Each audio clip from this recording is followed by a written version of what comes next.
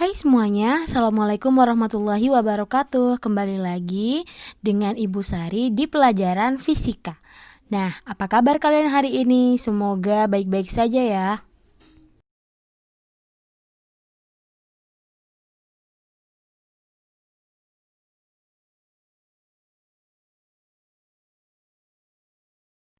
Oke, seperti biasa, sebelum pelajaran dimulai, Ibu akan bacakan dulu, Ibu akan mengingatkan kembali tentang kontrak belajar fisika bersama Ibu Sari. Yang pertama, kalian wajib mengisi form absensi. Dalam form absensi ada beberapa kolom yang wajib diisi. Salah satunya adalah kata kunci yang harus diisi. Nah, kata kunci ini bisa kalian ketahui bila kalian sungguh-sungguh mengikuti pelajaran. Bila kalian berhasil menemukan kata kunci, maka kalian akan berhasil absen minggu itu.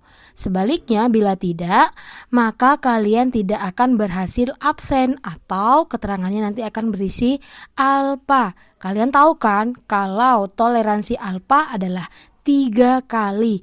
Kalau alfa lebih dari 3 kali dalam satu semester, maka kalian akan tanggung sendiri kan, konsekuensinya sudah tahu kan? Nah, yang kedua, kalian wajib melengkapi tugas. Tugas harus dilengkapi dan dikumpulkan tepat waktu. Bila ada keterlambatan, maka nilainya akan berkurang. Kecuali izin dari guru loh ya, beda lagi nanti ceritanya. Makin telat, maka akan makin kecil nilainya. Rugi kan? Ngumpulin tugas aja kalau telat jadi rugi, apalagi kalau gak ngumpulin. Kalau tidak mengumpulkan tugas, maka jumlah nilai selama satu semester akan dibagi dengan jumlah tugas yang pernah diberikan guru itu dalam satu semester. Kebayang gak sih kecilnya nilai kamu kalau gak ngumpulin tugas? Bisa tuntas gak sih kalau misalnya nilai KKM-nya kecil? Pasti gak nyampe KKM kan?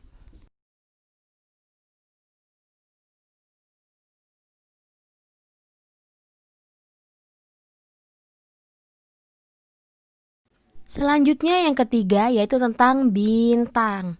Apa sih bintang? Nah, bintang itu adalah hadiah yang akan Ibu berikan pada kalian yang aktif selama kegiatan pembelajaran fisika.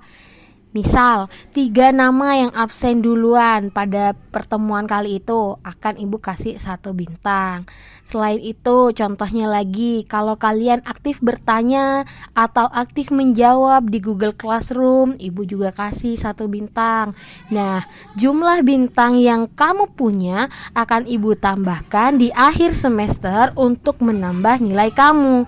Jadi, kamu harus berlomba buat dapat banyak bintang ya dari sekarang. Poin keempat yaitu tentang minus. Minus itu apa sih? Minus itu kebalikan dari bintang. Kalau bintang itu hadiah, minus itu bisa dikatakan sebagai hukuman.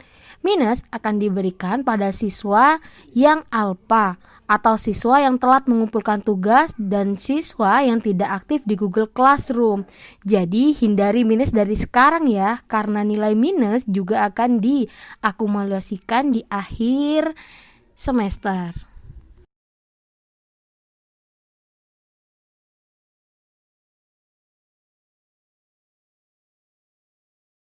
Nah, itulah kontrak belajar bersama Ibu Sari yang harus kalian penuhi.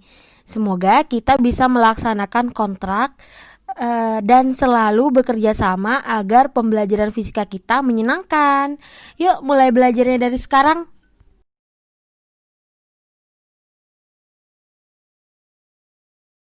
Nah, pada pertemuan kali ini kita akan masuk ke bab 2, judulnya adalah pengukuran. Mungkin bab pengukuran ini pernah kalian pelajari di SMP, jadi kita akan mengulas sedikit tentang bab pengukuran. Kalau kalian masih ingat pengukuran itu apa? Terus kata besaran. Apa sih besaran itu? Kalau satuan? Pernah dengar juga kan satuan itu apa? Terus dimensi. Apa itu dimensi? Nah, semua subbab itu akan kita bahas pada pertemuan kali ini.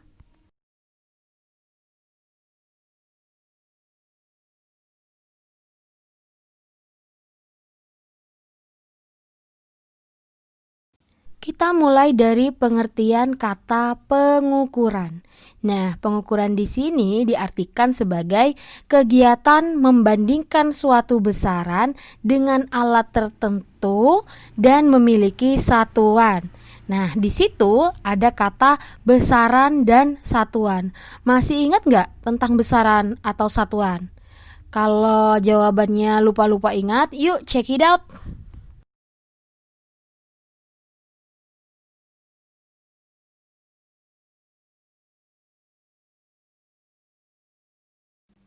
Nah, besaran artinya adalah sesuatu yang bisa diukur dan memiliki satuan. Besaran itu ada dua jenis. Ada besaran pokok yang artinya adalah besaran yang berdiri sendiri.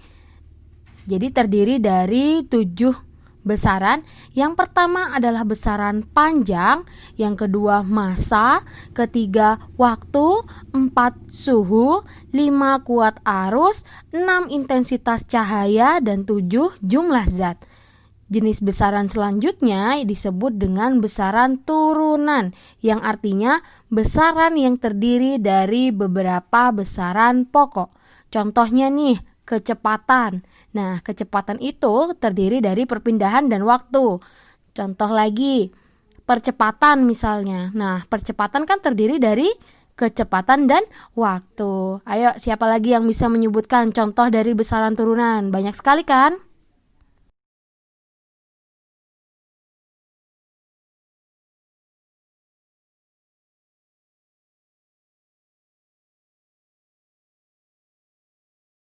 Gimana? Sudah ingatkah tentang besaran? Kalau sudah ingat, kalau sudah paham, kita lanjut ke yang namanya satuan. Satuan adalah sesuatu yang digunakan sebagai pembanding dalam pengukuran.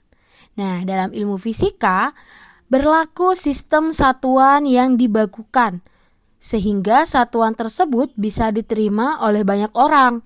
Nilainya pasti sama dan tetap, serta mudah didapatkan, yang disebut sistem internasional, biasanya disingkat menjadi SI.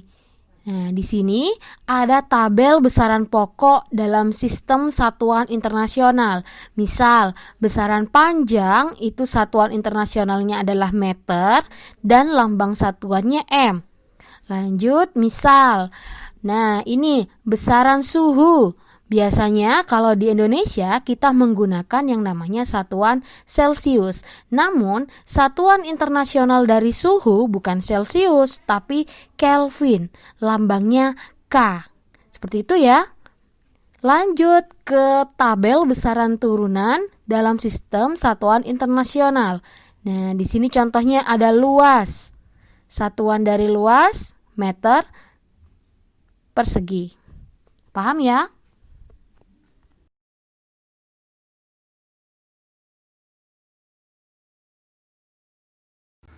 Selanjutnya, kalau tadi kita sudah belajar tentang yang namanya besaran dan satuan, sekarang kita lanjut ke yang namanya dimensi. Sebenarnya beberapa sekolah di sekolah menengah pertama itu sudah mengajarkan tentang dimensi, tapi kita ingat-ingat lagi ya, dimensi itu apa?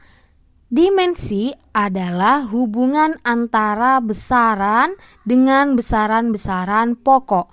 Nah, ini misal nama besarannya adalah panjang, simbol besarannya biasanya L. Nah, satuannya meter, simbol satuannya adalah M. Di sini kita punya dimensi. Dimensi dari panjang adalah L besar. Dimensi dari massa adalah M besar. Dimensi dari waktu adalah T besar. Dimensi dari suhu, nah lambang ini gimana nih cara bacanya? Lambang dari dimensi dari suhu itu adalah theta. Lambang dimensi dari kuat arus adalah I. Lambang dari intensitas cahaya adalah J. Dan lambang dimensi dari jumlah molekul zat adalah N. Lalu misalnya kalian tanya, apakah hurufnya harus langsung huruf besar? Nah, itu harus ya. Jangan diubah-ubah. Lambang dimensi tetap seperti yang ada di tabel.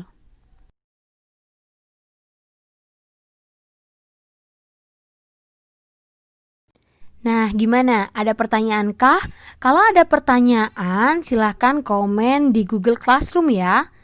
Selanjutnya, kita akan bahas COSO atau contoh soal yang berisi tentang contoh cara menentukan dimensi suatu besaran. Kita mulai dari contoh yang pertama, cara menentukan dimensi kecepatan. Nah, kecepatan kita tahu bahwa bisa didapat dari perpindahan per selang waktu. Kecepatan lambangnya V, ya kan? Terus kita mulai mencari dimensinya. Dimensi dari perpindahan adalah L. Kenapa L? Karena dimensi dari perpindahan itu mirip dengan dimensi dari besaran pokok panjang. Kenapa sama? Karena satuannya sama-sama meter. Nah, jadi dimensi perpindahan sama dengan dimensi panjang, yaitu L besar. Dibagi dengan dimensi dari selang waktu. Apa itu tadi dimensi dari selang waktu? T besar kan? Nah, berarti dimensi dari kecepatan adalah L per T. Dalam penulisan dimensi, kata per itu tidak boleh. Jadi kita harus mengubahnya menjadi perkalian dengan mengubah tanda. Jadi L T pangkat min 1. Dalam penulisan akhirnya tanda kurungnya itu tidak usah dipasang lagi. Jadi hasilnya langsung, tidak perlu tanda kurung lagi. LT min 1. Contoh yang kedua adalah dimensi percepatan. Kita ingat rumus dari percepatan. Percepatan adalah kecepatan dibagi selang waktu. Nah, jadi kalau tadi kita sudah menemukan dimensi dari kecepatan, LT pangkat min 1 per dimensi dari selang waktu adalah T.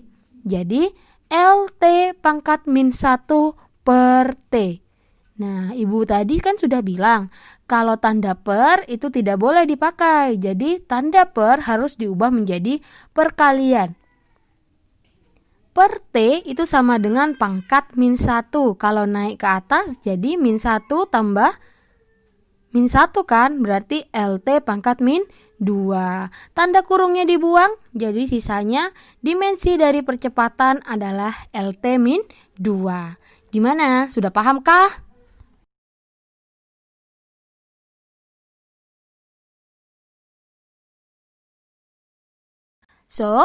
Setelah membaca dan mendengarkan penjelasan singkat tentang pengukuran, besaran, satuan, dan dimensi, apa ada pertanyaan? Kalau ada pertanyaan, silahkan komen di GC ya. Bukan di grup WA, apalagi WA pribadi.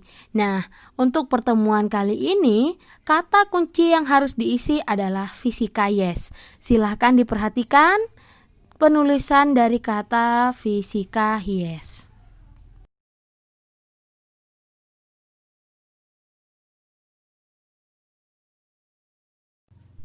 Kalau sudah tidak ada pertanyaan lagi, sekarang waktunya tugas. Nah, tugas kalian di pertemuan kali ini adalah menjawab pertanyaan-pertanyaan di bawah ini lengkap dengan penjelasannya di buku tugas kamu dan diberi identitas lengkap. Tidak ada identitas sama dengan tidak mengerjakan. Nah, identitas dipasang di tiap lembar kerja kamu. Setelah ditulis, foto, lalu kirimkan ke Google Classroom dalam batas waktu yang sudah ditentukan. Di sini Ibu menentukan waktunya sampai jam 12 siang.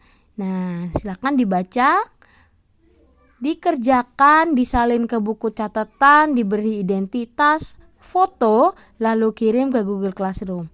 Selamat mengerjakan. Gimana? Sudah selesai mengerjakan tugasnya? Kalau sudah selesai mengerjakan dan tidak ada pertanyaan lagi, kita ketemu minggu depan. Sampai jumpa di pertemuan selanjutnya. Wassalamualaikum warahmatullahi wabarakatuh.